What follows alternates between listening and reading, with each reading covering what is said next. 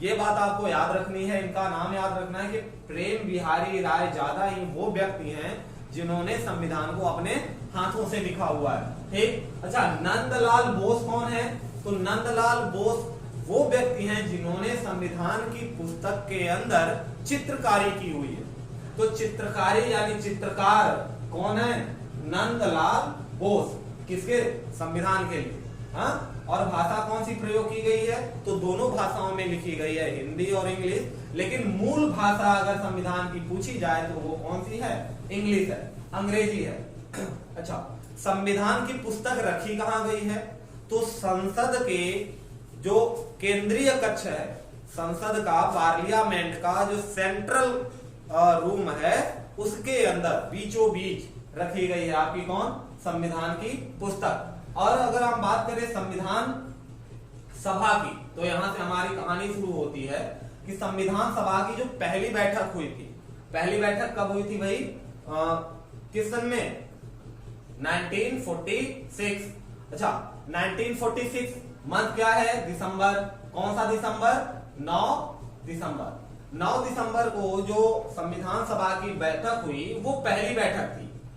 पहली बैठक, संविधान सभा की पहली बैठक 9 दिसंबर 1946 को 1946 को हुई थी, जिसके अस्थायी अध्यक्ष बनाए गए थे। अस्थायी अध्यक्ष आपके कौन बने? डॉक्टर राजेंद्र प्रसाद। दूसरी बैठक में, पहली बैठक में जो अस्थायी अध्यक्ष थे, कौन था भाई अस्थायी अध्यक्ष आपके? सिन्हा,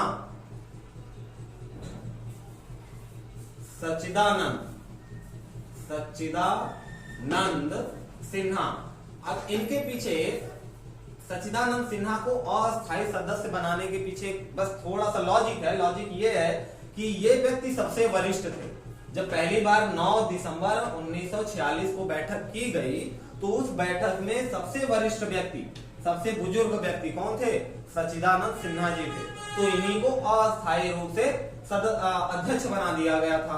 और जो दूसरी बैठक हुई, सेकेंड बैठक, वो 11 दिसंबर, उसी महीने 3-4 दिन बाद 11 दिसंबर 1946 में ही हुई थी।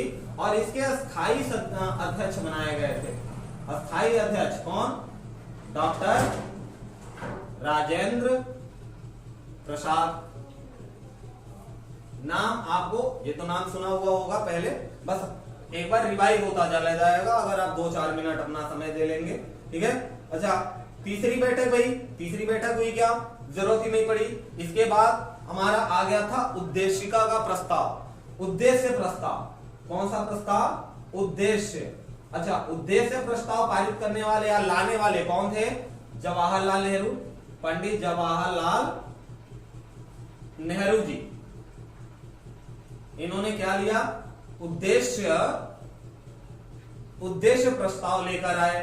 ठीक, उद्देश्य प्रस्ताव ये लेकर कब आए थे?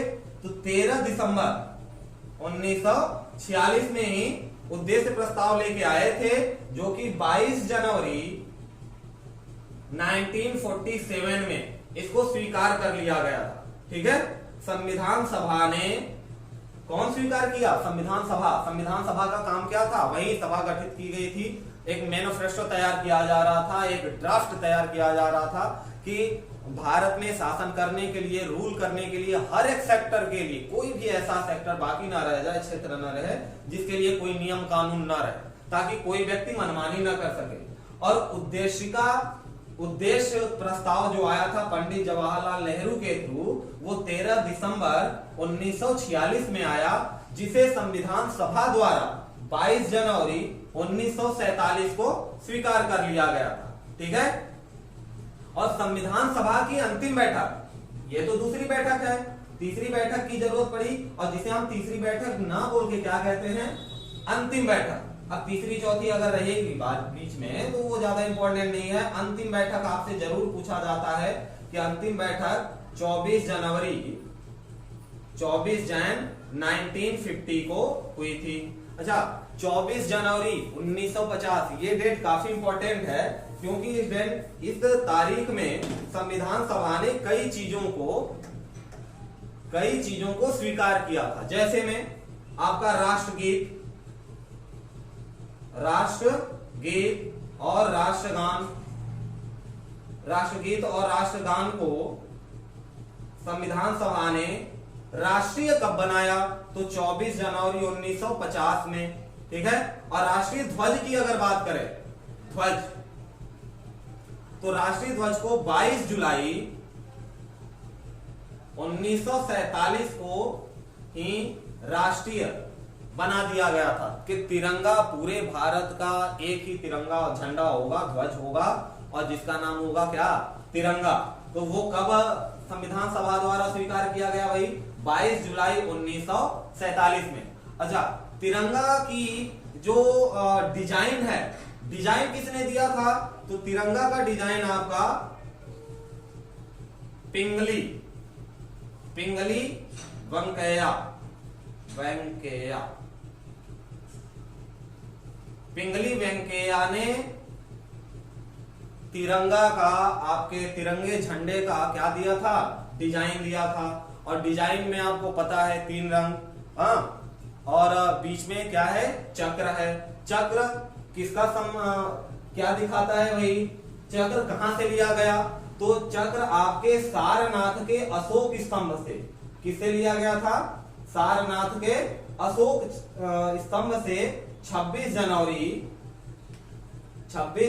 1950 को संविधान सभा द्वारा स्वीकृत किया गया।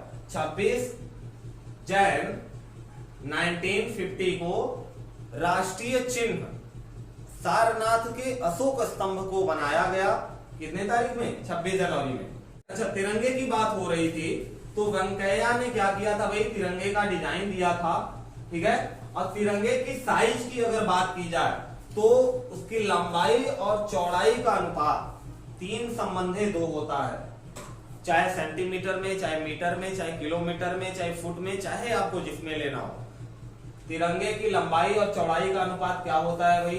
3:2। अगर 3 मीटर लंबा है तो 2 मीटर चौड़ा होगा, ठीक है। अब हम जरा बात कर लेते हैं प्रारूप समिति की। प्रारूप समिति, तो प्रारूप समिति का गठन कब हुआ था? सबसे पहली बात कि गठन, तो इसका गठन हुआ था आपका 20 अगस्त 1947। प्रारूप समिति का गठन 20 अगस्त 1947 में हुआ था। अच्छा, इसका उद्देश्य क्या था?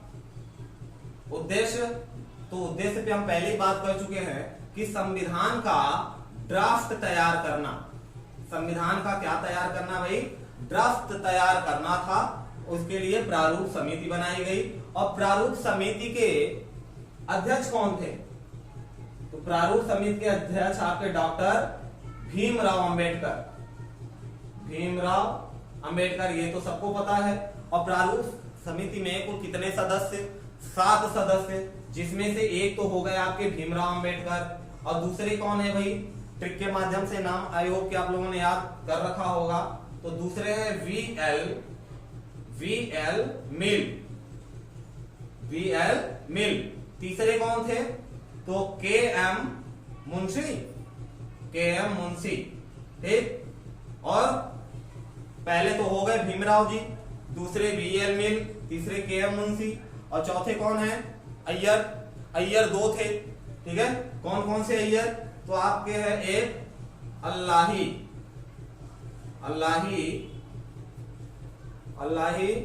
कृष्ण स्वामी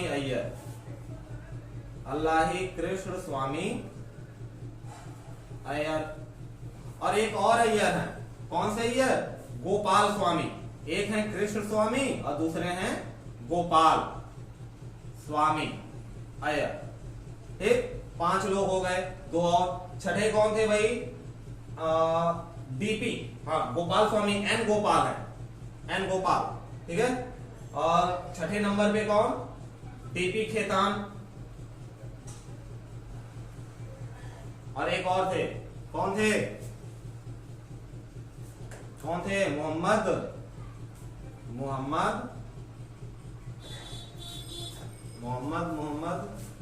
सादुल्लाह,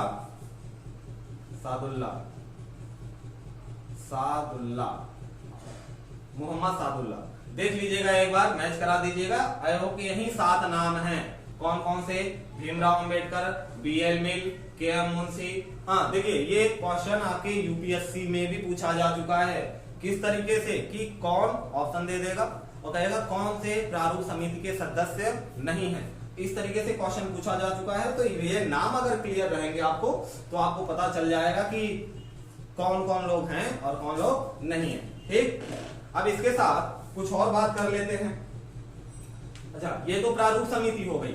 अगर झंडा समिति की बात की जाए तो झंडा समिति के अध्यक्ष कौन है भाई?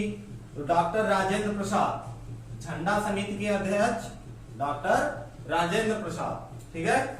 और मूल अधिकार एवं अल्पसंख्यक समिति, अगर अल्पसंख्यक समिति की बात हो तो वल्लभ भाई पटेल, सरदार वल्लभ भाई पटेल, ये क्या है? अल्पसंख्यक और मूल अधिकार के समिति के अध्यक्ष हैं। और आपका झंडा समिति, झंडा समिति के अध्यक्ष कौन है भाई? तो इनके हैं आपके डॉक्टर राजेंद्र प्रसाद, डॉक्टर राजेंद्र प्रसाद, ठीक है। और क्या? संघ शक्ति, संघ शक्ति एक समिति बनी थी, संघ शक्ति, संघ शक्ति समिति के अध्यक्ष कौन? तो जवाहरलाल नेहरू, जवाहरलाल नेहरू किसके? संघ शक्ति समिति के सदस्य थे, ठीक है। तो ये छोटी मोटे ओवरव्यू है। और आपको एक दो बातें और पता होंगी कि भाई संविधान दिवस कब मनाया जाता है। तो संविधान दिवस कब मनाया जाता है आपका? 26 नवंबर को। 26 नवंबर को क्या मनाया जाता है? संविधान दिवस। और संविधान लागू कब हुआ? तो 26 जनवरी 1950 में संविधान लागू हुआ था, ठीक है। और संविधान को बनने में कितने दिन लगे? 2 साल 11